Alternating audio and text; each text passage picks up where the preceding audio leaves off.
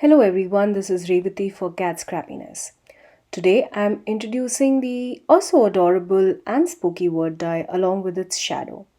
It's called the Spooky Halloween die. This is a strong metal die which is compatible with most of your die cutting machines. I love the font on the Happy Halloween.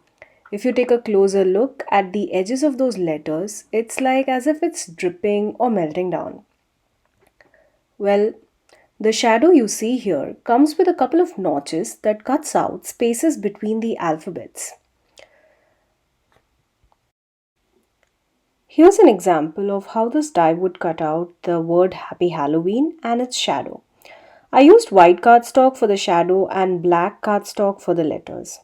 You see those gaps between the letters that the notches on the shadow die created? This is what I was talking about. This is definitely the best feature of this die, that rather than just cutting out a margin around the letters, even the little intrinsic details can be seen here. This die set is perfect for an A2 size card panel. It measures a little less than 4 1 quarter lengthwise and 1.5 inch in height, which is perfect for your standard A2 size cards. It fits perfect either on a landscape or a portrait card front. The black note card that you see here is a top folding card and the white one is a side folding card.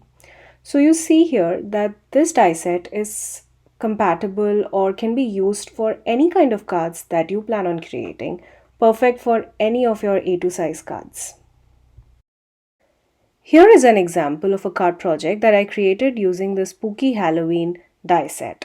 I used white cardstock to cut out both the word and the shadow, and then ink blended them with the fun Halloween colors. I have greens, yellows, purples, and black. I stuck the letters onto the shadow cutout using some liquid glue.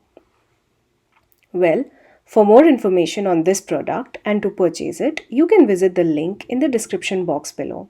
Until next time, stay safe.